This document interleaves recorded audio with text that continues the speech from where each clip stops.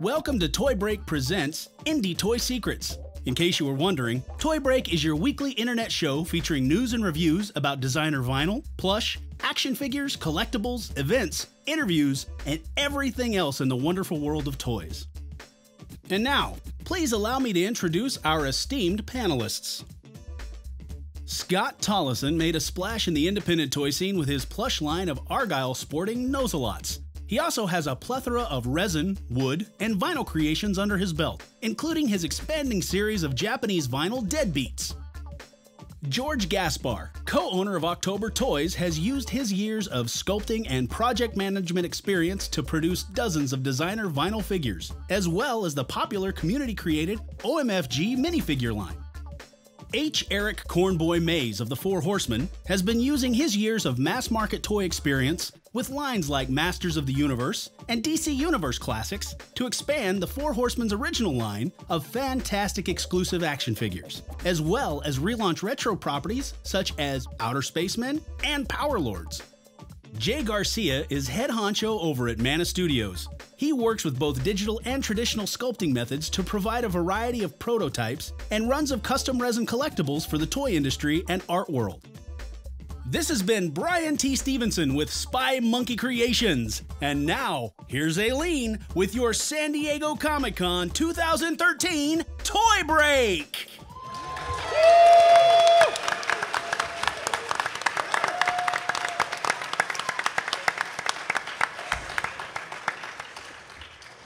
All right, first, huge thank you to Brian T. Stevenson from Spy Monkey Creations for that amazing voiceover. Big round for Brian. Yay! He's right there. Hire him for everything that you need, all your voiceover needs. And acting. He does face stuff, too. He's got a good face. Okay, so also huge thanks to our panelists. Thank you all for taking the time to be here. Thank you guys for taking the time to be here. Let's just jump right in. We've got a few moderated, prepared questions, and then if you guys have anything to ask, that's going to be your time in the Q&A section, and then we have a little surprise at the end. So you guys ready? I'm gonna get naked. Whoa! And it's gonna be scary. That's not surprising. My favorite part. All right, we're talking indie toy secrets here. Obviously, all independent toy producers. So let's just jump into what type of schooling and experience do you guys have and/or recommend? And feel free to tie that into how you obtained your current position or job, whatever you'd like to call that. Scott? Oh, I go first. Oh, no. Okay, so let's see. How many questions were in there? It's the school? What's your background? Okay, so I went to Cal State Fullerton, just up the freeway a little bit, and I graduated in 2000. I was trained as an illustrator. I've always had a passion for toys, so ever since, as a kid, and I just never lost it. So, of course, the transition was there from illustration to go into more of I did character design as well, so it just made sense to jump into the toy thing and kind of combine all those passions that I had to create toys. And I just, a lot of it's, as far as the toy industry goes, is a lot of trial and error, a lot of jumping in and trying new things and just going for it. Good answer. Thank you. George? Same question. I actually went to school for special effects to start out, and then after I graduated, I was just looking for a job anywhere. So I sent my resume off to all the effects studios I could, and then also to McFarlane Toys. And luckily, I got a call from those guys, and that's where I met Cornboy here and the rest of the Four Horsemen. And ever since I was working in the toy industry, I liked it a lot better than effects stuff. It was just a lot cleaner studios, and I didn't have to deal with chemicals all day.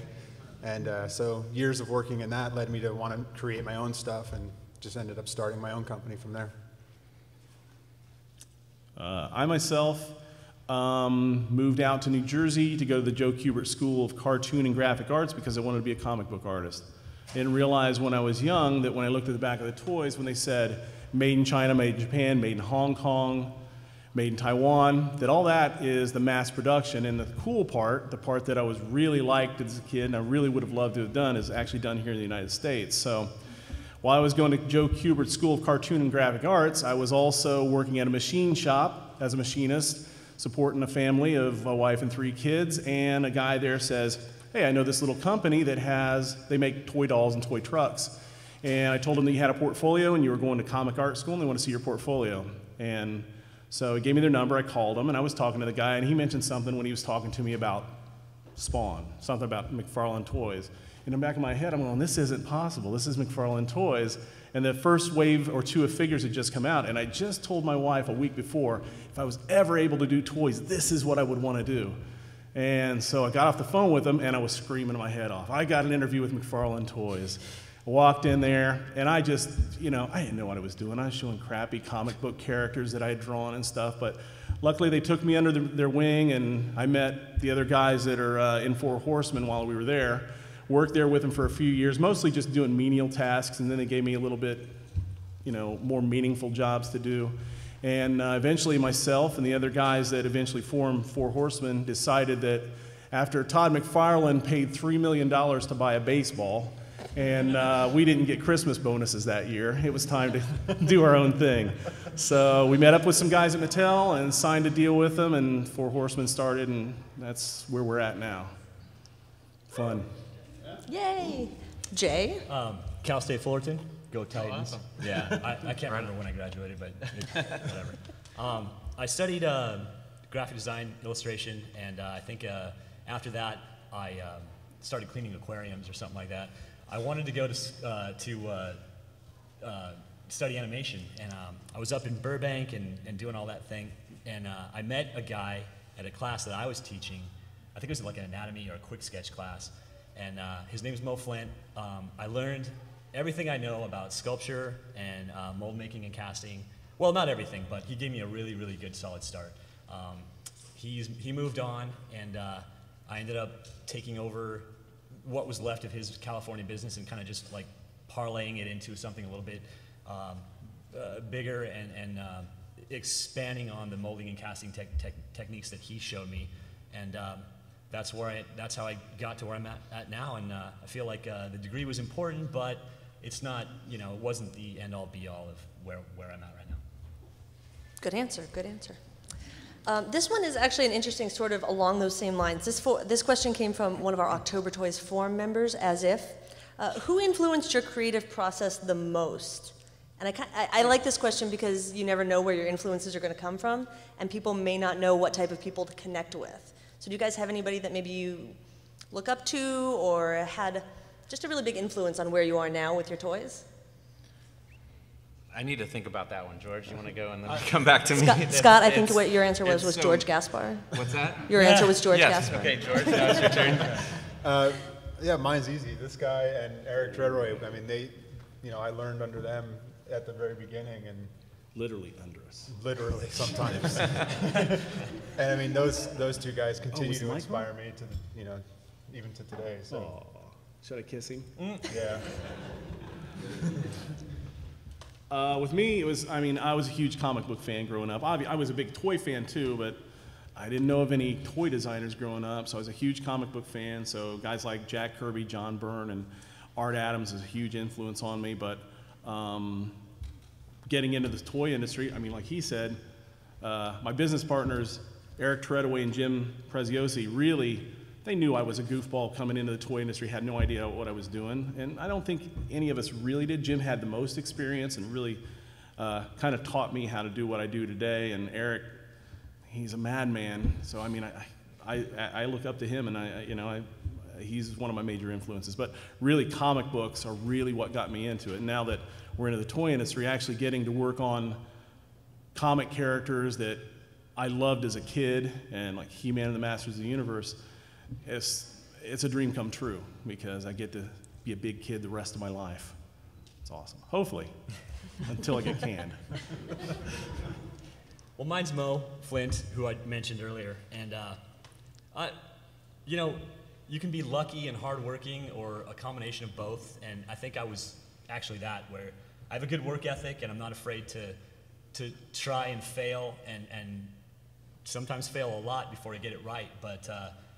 But Mo taught me how to sculpt in wax. And are you still doing that? You still sculpting in wax? Absolutely. Well, it's Castelline, but wax-based. Well, it's gotten better even since Yes. I stopped, and we went digital, which, again, I owe a lot to Mo for investing in the freeform machine that I got so comfortable with, and it ended up being a really good thing for me in terms of what I could do. the things that we could offer maybe that other sculptors couldn't kind of maybe helped set me apart a little bit. But that, that guy for me was my mentor and an amazing friend, and I wish he could be here today. I think he'd be kind of proud and kind of stoked to see me on this panel. But anyway, that's my guy, Mo Flynn. Nice. Yay, well, we're proud to have you here, Jay. Thanks. All right, also, that's a really good piece of advice, is you're not afraid to try and fail, because don't get discouraged. Your first resin casting is going to suck. It's gonna be It's just going to happen. Keep at it. Don't it's okay. just sell it. Right, Sucklord? I see you out there. Well, then maybe your 100th sucks too, whatever. What? Don't model yourself after that guy. Just because your mama tells you it's a nice piece, it's not a nice piece. All right, so a lot of you have probably seen the show. You probably know the sort of the general idea of how a toy is made. It has to be designed by somebody, then a prototype, and then it gets sent overseas to a factory, then it comes back, we do approvals, then you have to deal with distribution. That's kind of just the general overlook of most toys. Now, can each of you give us just a little bit of a glimpse or a little description of production for your particular type? So Scott, you do a lot of plush and Japanese vinyl, Could you comment on that?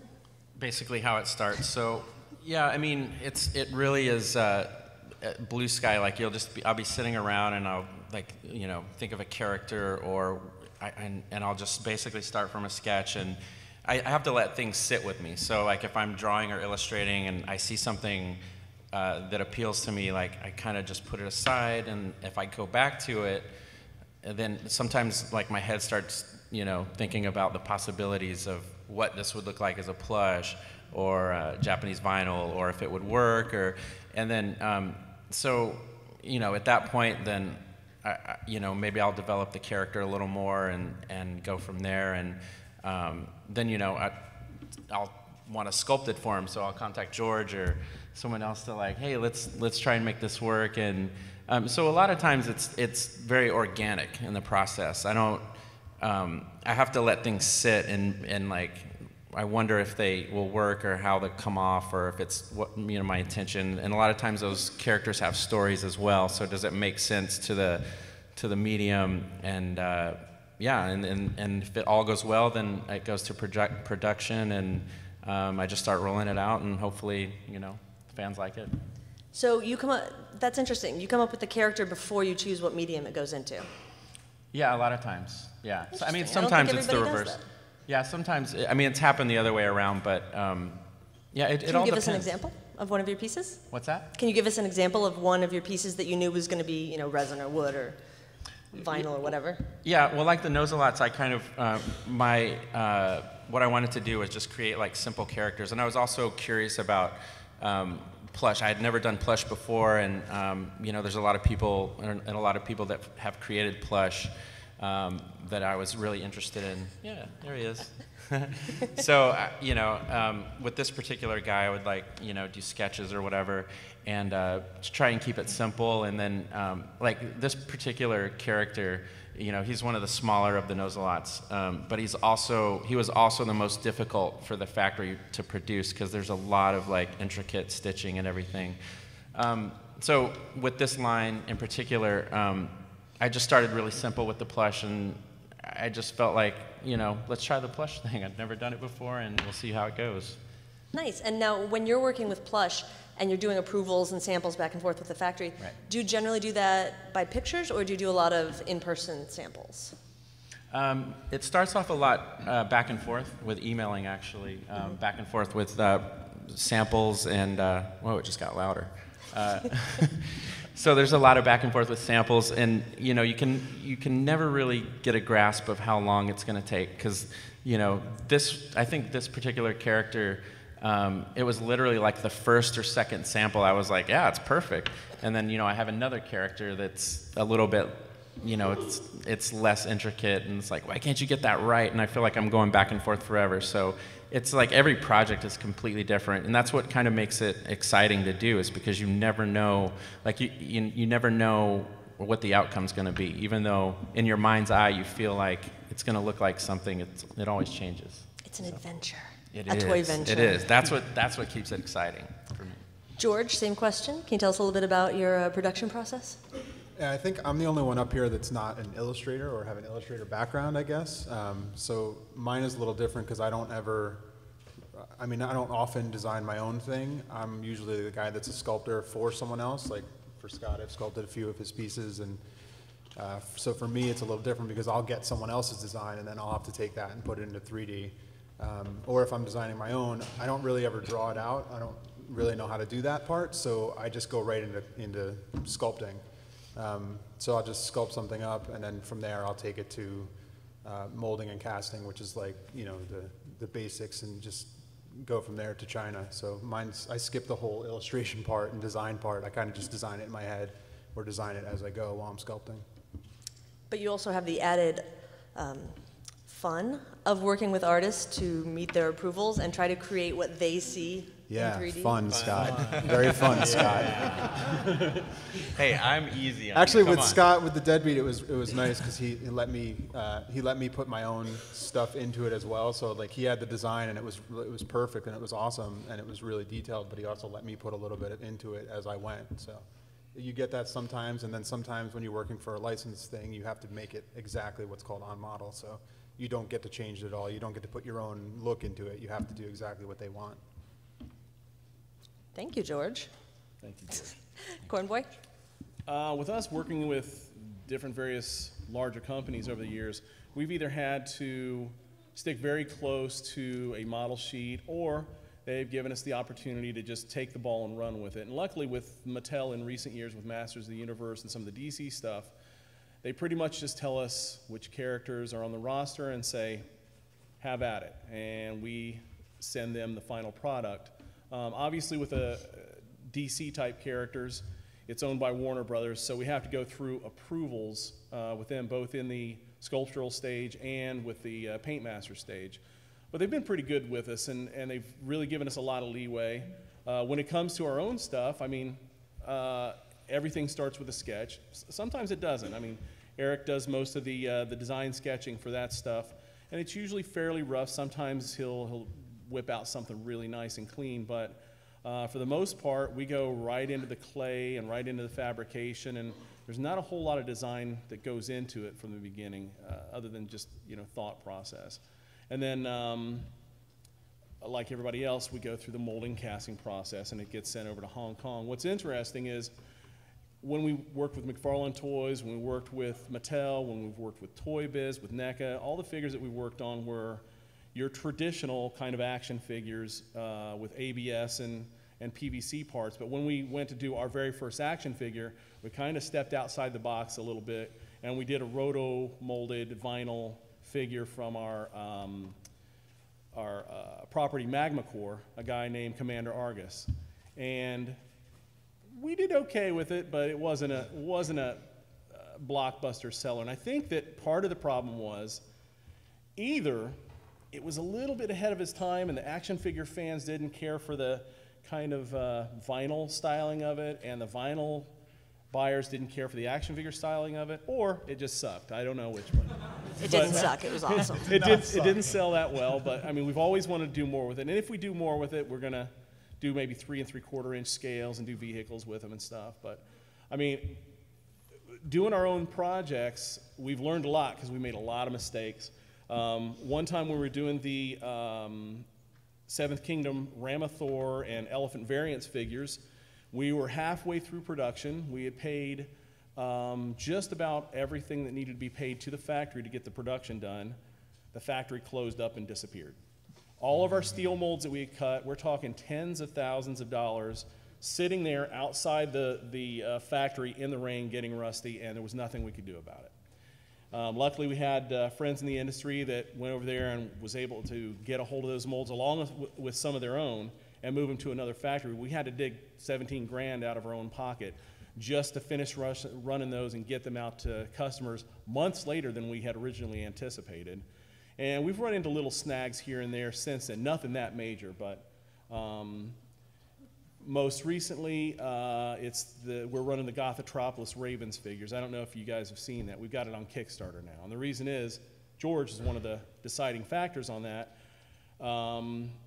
Production expenses have skyrocketed in the last few years, sometimes quadrupling. We ran this character called Scarabus from our Gothotropolis line 3 years ago, maybe? 3 years ago. And it was an expensive figure to do. A lot of paint applications, a lot of detail, a lot of extra parts, very low production run. But when we went back to do these Raven figures, have them priced a little over 2 years later, the prices had more than doubled for production, and we just could not swing it. And as we tried to figure out new and different ways, reducing paint applications, maybe taking out some of the articulation, to try to get this thing into production, we checked prices again, and they were still just going up and up, and there was no way we were going to be able to do it. And these guys had done some Kickstarter stuff, and it worked for them, and said, why not try it? We gave it a shot, and it's doing gangbusters. So hopefully that'll be the wave of the future for us, try to get this stuff out through Kickstarter, because we love making action figures. It's just the cost is so outrageous for 6-inch scaled figures that it's just tough to do now. Congratulations on that, by the way. Off the subject. No, that was great. I was ranting about cost, sorry. By the way, congratulations on your Kickstarter. Yeah. Nice job. Thank you. Sure, Certainly. go for it. What went up with the production costs? Is it the cost of steel? Mostly what usually goes up, usually what goes up is the cost of anything having to do with fuel costs. As fuel costs rise, the paints contain oil, the plastics contain oil, the shipping it from the factory to the United States contain oil, that uses oil. Any of the shipping across the United States, all those costs go up as fuel costs go up. To be fair, the steel tooling went up too. Oh yeah, yes, it absolutely did, but production costs were what really hit hard. Thank you. Jay, you have a little bit different perspective on this because you don't have to send your stuff overseas. You actually get to make awesome stuff in resin here in the United States. So I would be very excited to hear your perspective on this. Great. So, and if you need visuals, let me know. I have your pictures. Oh, awesome. Nice. You want to put some up? Sure. Great. I'm going to scroll through stuff while he talks. Thank you. Hey, I didn't get pictures. So I'll talk a little bit about the digital thing that we do, and then also the resin production, which is a low volume custom resin stuff. We use software like ZBrush and Maya and Freeform and Mudbox and a couple others to get our models done quickly and accurately and all that good stuff, kind of like these guys. And then we use an rapid prototype printer to actually get these things physical. They require a lot of handwork after they're built. You got to sit there, and it's tedious, meticulous work. You got to finish it out so it looks like it was actually carved in wax or sculpted in wax and smoothed out and really beautiful. And then from there, it goes back into our mold cast department, and that's the back of the shop. And we have a tiny little shop. I mean, it's kind of amazing what the people that work for me are able to do in a shoebox. One of these days, we'll get into a real shop, but that's awesome. It's kind of nice. We use all kinds of silicone, of course, before it goes into urethane, but all kinds of urethanes, clears, tints, flake additives, all kinds of different finishes. Most of what we do gets clear coated at the end. It gets painted in some form or another. It's expensive to produce. I will say that. It's also there's a lot of trial and error in the custom resin thing, and it's amazing how much we have to discard until we get it right. But when we get it right, it goes well. And again, our runs are not like mass market stuff like a couple of these guys are doing.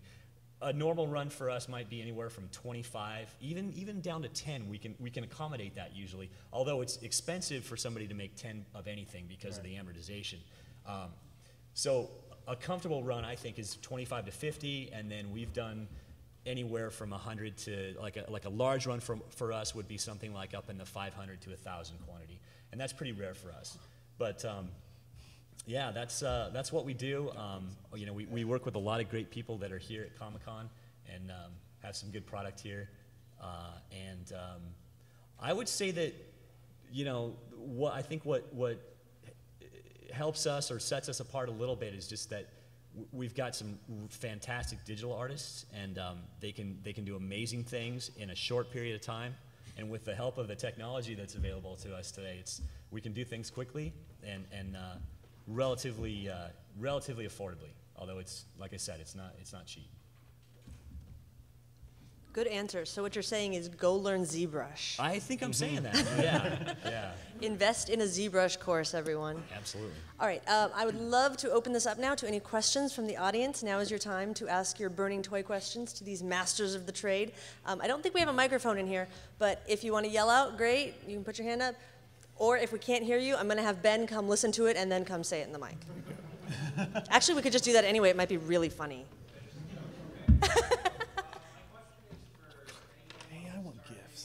I'm so jealous. You got pictures and gifts. Can you talk about how you make a model for casting, or what materials you would suggest for somebody who maybe wants to start building things like that, by themselves?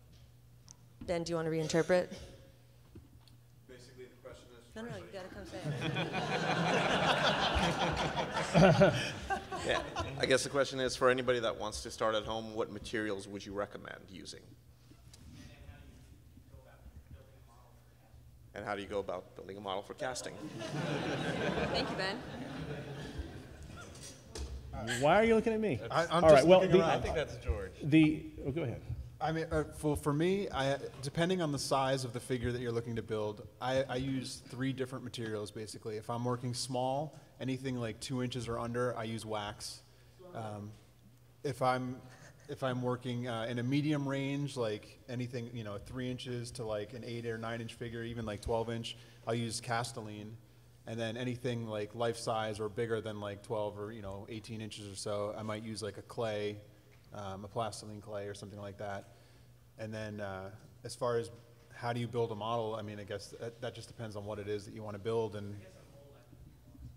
A mold? You're asking about molds? we have on the Toy Break channel on YouTube.com, we have a bunch of tutorials, or a few tutorials, how to set up a pressure pot, things like that. And there's on our forum at toybreak.com, just click on the forum button, and there's a guy on there that will answer any questions you have, like personally. So anything like that, we can definitely help you out with. So just go to toybreak.com, and we can definitely help point you in the right direction to materials and supplies and how to set up a pressure pot and how to make molds and stuff like that. Yeah, there are different companies that use a lot of different materials for molding and casting. It all depends on your application. Yeah. For what we do, we have to go through and crank out castings for both Tooling Patterns and Paint Masters pretty quickly. So we use a molding material that pretty much cures to a usable point in about 8 to 10 hours. It's silicone. We get it from Silicones Inc. I don't want to be advertising the companies, but it's a real good stuff. Yeah, it's GI 1000. And it's a 2-part silicone. And then we use Smooth-On's Smooth Cast 300 for the castings. It's a urethane material. And you can actually pour that material into a silicone mold and have a usable piece for a prototype in about 20 minutes. It'll harden up enough to use. It won't fully cure until maybe 20 hours later, but it'll be at a point you'll want to wear gloves and you'll want to wear a gas mask and respirator. Essentially, we don't, because we don't care, but or we're just too stupid to know any better. But you can work them after about 20 minutes of being in the molds. But that's pretty much what we use. And Castelline for sculpting. Like George says, there's a lot of different tools to use as far as sculpting, molding, casting, all that stuff. And it depends on what your applications are. If you're going to do something that's clear, transparent urethane, I mean, you'll be able to speak to that a bit more, but it's obviously not going to be the regular materials that we use for tooling patterns. But I think you hit on something, and that's safety with these materials. Respect them, right? Respirator or really well ventilated room. If you're using silicones and urethanes especially, they off gas, and sometimes they engineer them so you can't smell the off gassing, but it's there. Trust me. It's almost better when you can smell it, because you can get a sense that, hey, this is not good, ventilate, or wear a respirator, right?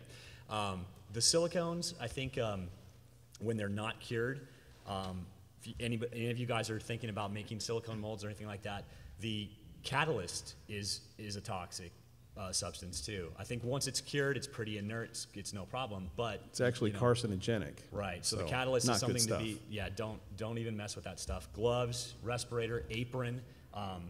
Some of our guys will even wear long sleeves in the shop just because they want to keep it off them. I mean, it's no joke. So safety is a huge thing with silicones and resins, definitely. Good, Ann? What's the point of having something that with the silicone that sets in 8 to 10 hours as opposed to something that might set in 2 hours? What did you say? What is the? What's Ben? the point for that? Oh, the silicone. Yeah. Sometimes if you have a oh, sorry, Ben. Oh, go ahead. You put all the effort into it. Go ahead and ask the question. I'm sorry. The faster setting silicones, the ones that cure quicker, they have a shorter lifespan over time. Like, for instance, sometimes when we're doing, like, say, for Mattel, we do the Masters of the Universe Classics. There are certain body parts that we will reuse over and over and over in order to save Mattel money. And so we got to get as much life out of those molds as possible. It would probably be a better idea to use a silicone that maybe takes 24 hours to set up, because if you use one that has a shorter time to set up and cure, it'll have a shorter lifespan. It'll start breaking down sooner. And you'll notice it. They'll start getting oily, or as you're cracking them open, they'll start drying out and they'll start splitting more. And that's time to get your last casting out of it and throw it away because it's deteriorating fast. Okay, before we get to the next question, our lovely Toy Break prize assistant over here, Linda Lee, is going to bring a prize to the first question asker over here, if you don't mind. Woohoo. Thank you very much. Buana, you also need a prize. Linda will be bringing yours in a moment. Thank you, Linda. Question. Everybody, good clap for Linda. Thank you very much for her assistance. The lady with the awesome hat. All right, there was a question.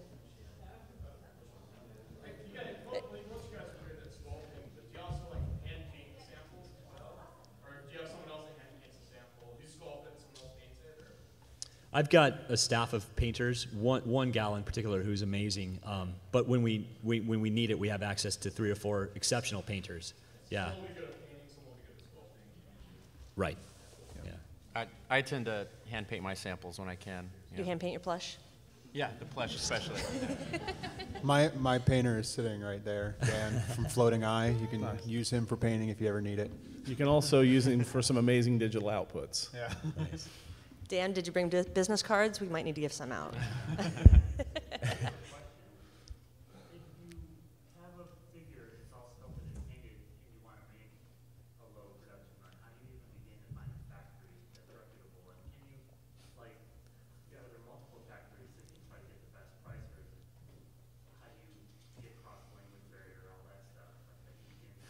Basically, how do you deal with an overseas factory? Good question. Not over here. Okay, everyone but Jay. What material were you thinking of? Because that's a big factor too. Sure. I would imagine either vinyl or resin, something for someone who's really starting with 25 different pieces that they can afford. I'm not sure how many thousands of dollars that would cost, but it would imagine be a vinyl or a silicone mold, not a steel. Right. I mean, well, I found that vinyl has a pretty high minimum in most cases, and that's why a lot of people will do certain colorways and because they'll have a minimum amount of figures that they have to produce, and then they'll make colorways of those figures. So that's why a lot of times why you see that. But I found that I mean, there's been like 3 or 4 factories that I've used in China, and I'll send them the pictures of the prototype and the paintmaster, and I'll just get quotes from each of them. How did you find that factory? Oh, how did you find the factory? Wow, I don't remember. I mean, it's a lot of. No. Yeah, well, with us, we were fortunate enough to have friends in the industry who could point us in the right direction and have kind of mentored us in that. I mean, George has helped us out. The guys over at NECA really helped us out when it came to finding factories. People who were already experienced and kind of knew what they were doing, because we still don't have a clue. But yeah, it closed down. And that wasn't one that I recommended. I know. You know, you started off talking about overseas, but listening to what you need, it actually sounds like something that could be handled. Yeah. You know, you're talking about silicone tooling and resin. We do stuff that simulates vinyl. We can't actually use like the classic sort of like PVC vinyl here. So we use resin simulates. But if you're looking at like the low numbers like that, that's kind of right up our alley. You know. I would actually like to weigh in on that question real quick before everybody else, because we get asked at Toy Break and October Toys all the time from people, and I 110% believe, even though that's not possible, that you should work with an existing company that has done this before, because I can't tell you how many horror stories I've heard. Horror or horror? Horror. Horror stories I've heard about people sending their $12,000 to some factory they found, unfortunately, many of them on Alibaba, and they just run away and they get no product, and then their Kickstarters get no product, and they're out $12,000, and then they don't know what to do, and they're crying at home in their closet. And I don't want that for anybody. So please, whether you contact, you know, us, Scott, there's tons of people you can contact. Send your stuff, you know, what was that? Contact DKE. Yes, Dove would love to talk to you about how to produce a toy. Speaking of which, it's one of his favorite Sarah things. Jo, you're pregnant? That's awesome. Congratulations, guys. Yay! Saw her waddling in here. I thought that was Wait, awesome. we'll get to you in 1 second. Did you have a question? I did have a question. Okay, what was it? I think I've actually talked to Scott a little bit about this before, but I was wondering about time management. I mean, you guys are all very advanced at this point. You can devote your full time to toys, but I think for a lot of people starting out, it's a full-time job and maybe families, and so when do you work on toys? Yeah, Scott, when do you see your family? Yeah. Let's ask Kathy that. Kathy, do you want to come up here and talk to me? I'm really bad at time management, yeah, because I mean, my full-time job, I work for Disney, so that's kind of my, 40-hour day job, and then, I have 2 daughters, and then it's family time. I have no answer. I mean, it's just... The answer is you have Lila helping tough. you paint now. Lila helps me paint. My 4-year-old helps me, and that, yeah. So I'm waiting for them to get older so they can be my man of studios, When I started, or when we started October Toys, I had a full-time day job, and it becomes nights and weekends, and anytime you're not at your day job, you go home and you do this, because this is what you're passionate about and this is what you love. So if you love it and that's what you want to do, you'll find time to do it. Well, not only, I mean, even when you have the job, when you're in the industry, like 3 days leading up to Comic-Con here, I was pretty much not home. The couple of days before, I was at the studio till 4 in the morning. I went home, took a shower. My wife gave me a ride back to work because I was in no shape to drive, and dropped me back off the studio where I ran lathes and used X-Acto knives while I was trying to stay awake. But, I mean, it does in some ways become your life. The studio becomes your home in ways. We actually, for a long time, we don't anymore because I didn't want to sleep there. For a long time, we had a pillow and blanket at the studio in case you had to spend the night there and you just couldn't stay up anymore, had to crash for a couple hours. So, I mean, even when it's your full-time job, it becomes your full-time life too.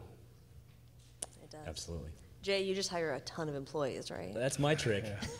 No, Make them sleep at the shop. Well, yeah, I think that's the thing is like when I used to sculpt and wax at the kitchen table, and I had my pots and stuff out in the garage, and then it just ends up. So now I'm just answering emails and barking at people all day. It's I don't know. It's a progression, and I don't sculpt anymore.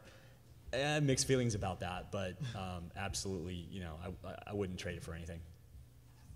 Good answers. Okay, we had one up here. Oh, we only have time for like 2 more questions. I'm so sorry. You had your hand up before. Your ideas for new toys.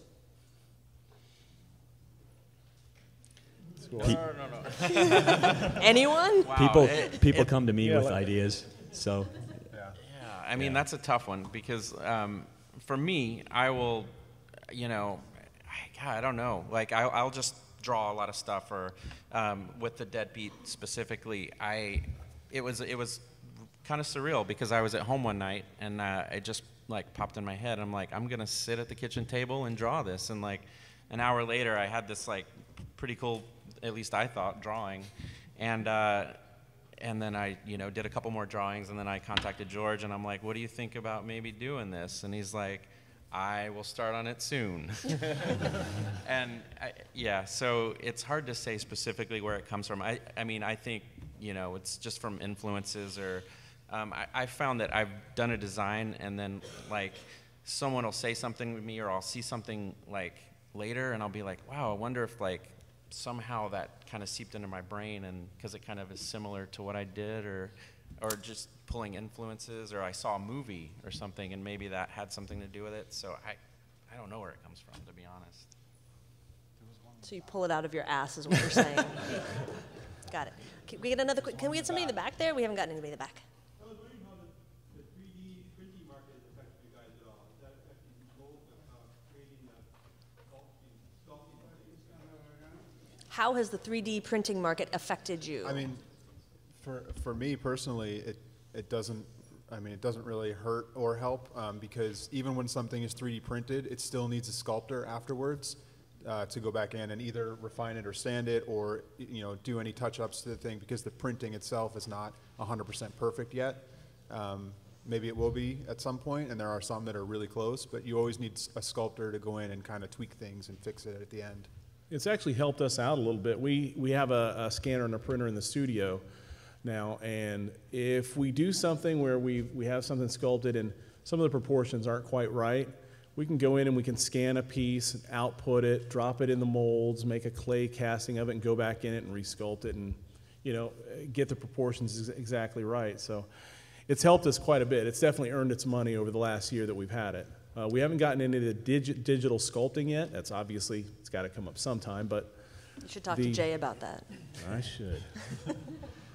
One of the things that it's helped us with pretty drastically is likenesses.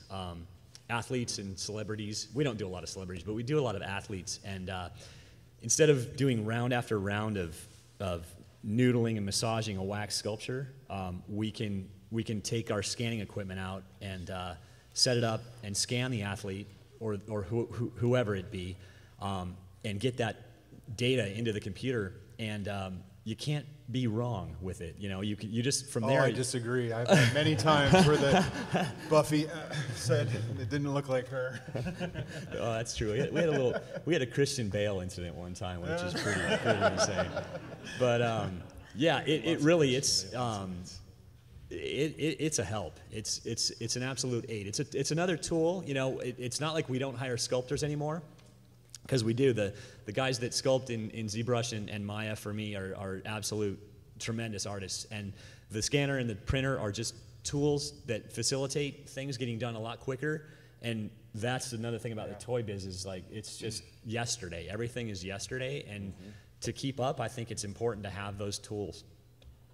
Good answer, good answer. I think we're going to have to call it quits on the questions, but before we do, I have to know, Nate, you said you had a question on Toy Break. Come on, Nate. Can I give it to my little brother? Fine. Yeah, do it. So I really love all the stuff you guys do. It's awesome. I like going to Jay's workshop. It's really cool. It's cool to see how it's made. And I've only seen a little bit of what Cornboy does, but the stuff I saw on Toy Break was really cool. And George is a great guy, and I like. Apparently, Dylan does not actually have a question. All right, so. You're a great guy, though. What made you really interested in knowing that you wanted to go to college to do the stuff you did? And He thinks we knew what we wanted to do when we went to college. That's so cute. Happy birthday, Dylan, by the way. just how you transitioned, like George transitioned from special effects to sculpting and what he does. For me, like I said earlier, it's pure dumb luck for me. I just kind of met a guy who knew a guy who I got into the industry with, and it was like, whoa, this is what I've been wanting to do all my life, and I just didn't even know it. Didn't even know it could be done. Pure dumb luck. Mine was actually kind of dumb luck too. I went back to, after I was in college for a year at just a community college, I went back to my high school guidance counselor and was like, this is terrible. Like, I need to do something. Like, I want to work with my hands. Like, I need to be able to build. And they just happened to have gotten like a poster from an art school like the day before. And they were like, why don't you go here? And I was like, okay. And I went there.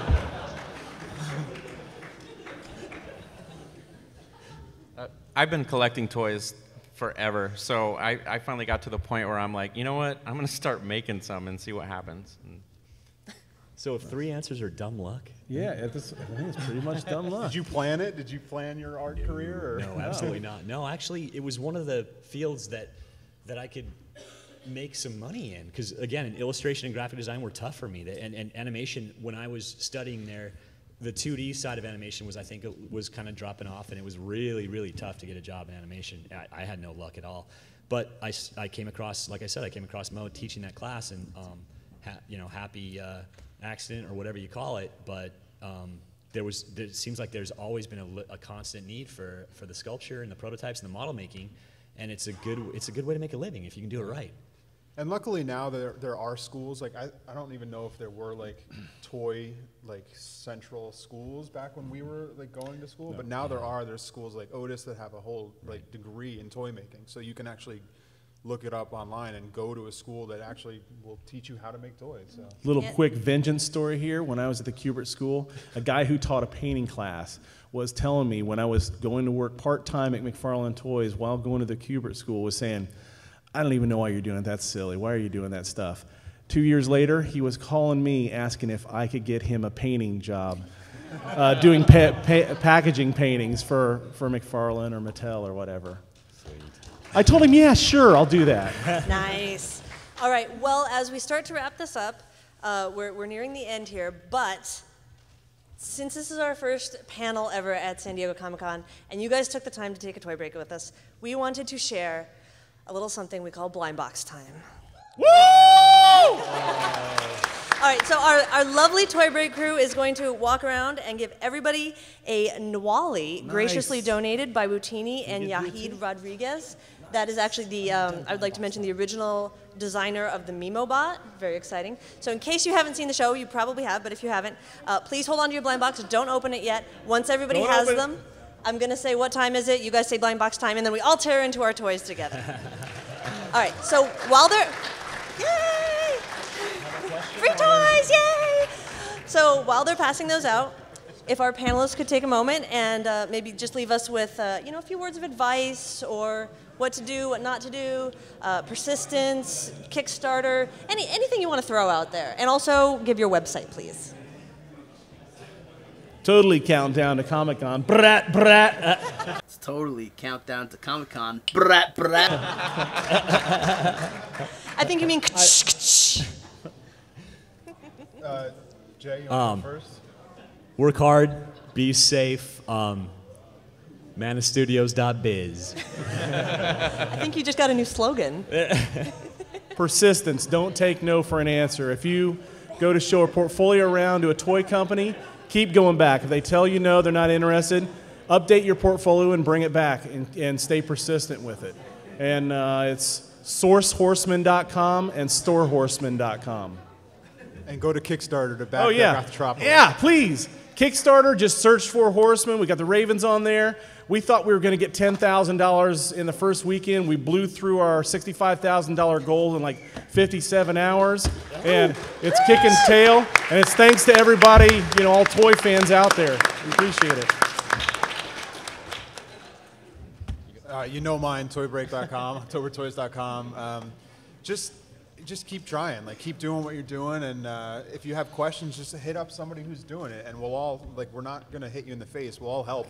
I will. We might hit you in the face, but we'll also help, and we're available to answer questions online or in person if you ever meet us, so.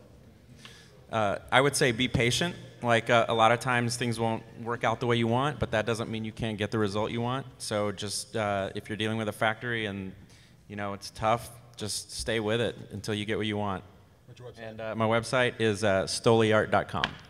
And also Nozalots.com. And Nozalots.com. Apparently I'm now marketing for Scott. All right, so everybody. All right, I want the extra rare. Did Did everybody And I'm pick going to what they cry if I wanted? don't get it. All right, everybody got a box? Yes, we're all good. Yay, everybody hold your blind boxes. All right, here Okay, we everybody go. has to pick what they want first, though. They Look know, on the back, they've been pick what you looking at want. That's how it's played. Yeah. Oh, should we ask what everybody wants? No. I want the robot. All right. What? What do you guys want? Wait, there's a Cyclops? I want Did you say Agra Cyclops? or Ogra. Yeah. I want the clown. I want the clown. No, I want the Cyclops too now. All right, just go. I want the Brujo. All right. Huh? Hey, Brujo, everyone. the witch. What Oh, I time want that is one it? too now. It's blind box time! Rip your toys open. And thank you again to Routini. Oh, I got an orange. I got the robot. Oh, he has a leaf on his butt. Robot, baby! I think everybody got the robot. Wait a minute. Everybody who got the what they wanted, hold it up.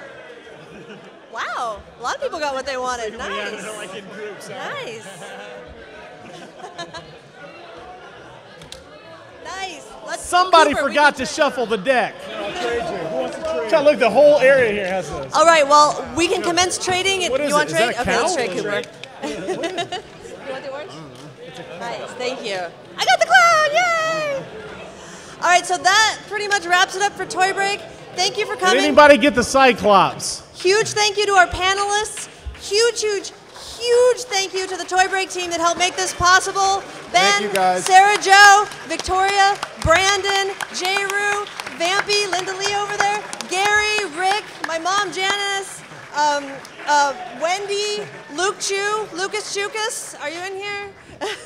Just thank you to everybody. Thank you for everybody who watches, and thank you to all of you. Now let's go trade our toys and go to the Monkey King party! Woo!